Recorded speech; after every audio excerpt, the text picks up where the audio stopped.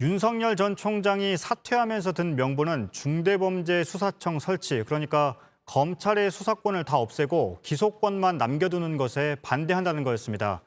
그런 점에서 오늘 문재인 대통령이 윤 전 총장이 나간 뒤에 처음으로 관계부처 장관들과 하는 권력기관 개혁회의가 주목됐습니다. 일단 문 대통령은 수사권과 기소권을 분리해야 한다는 원칙은 다시 확인하면서도 방법론에 있어선 신중론을 폈습니다. 박민규 기자입니다.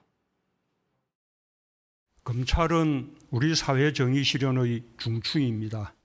권력기관 개혁 업무 보고를 받으면서 문재인 대통령은 검찰의 역할부터 강조했습니다. 하지만 결론은 검찰이 이런 역할을 할 만큼 신뢰를 받지 못하고 있다는 거였습니다. 검찰의 공정성에 대한 신뢰가 나아지지 않고 있습니다. 검찰 개혁은 검찰이 스스로 개혁에 앞장서야만 성공할 수 있습니다. 윤석열 전 총장이 사퇴한 뒤 처음으로 나온 검찰에 대한 공식 입장인데 여전히 개혁의 방점이 찍혀 있는 겁니다. 윤 전 총장이 반대하며 사퇴 명분으로 든 중대범죄수사청 설치에 대해서 직접 언급하지는 않았습니다. 하지만 그러면서도 기소권과 수사권 분리는 꾸준히 나아가야 할 방향이라고 강조했습니다.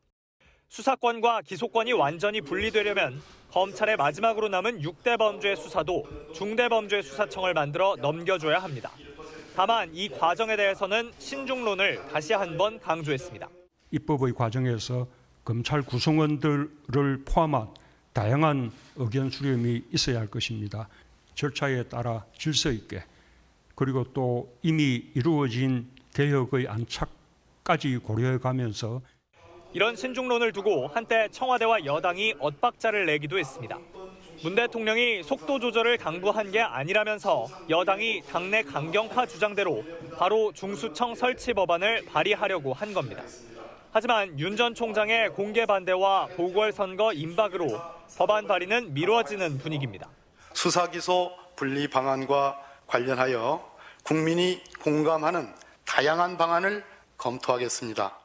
이런 가운데 문 대통령은 경찰을 향해서는 권한이 주어지면 능력도 커질 수 있다는 걸 증명해달라고 당부했습니다. JTBC 박민규입니다.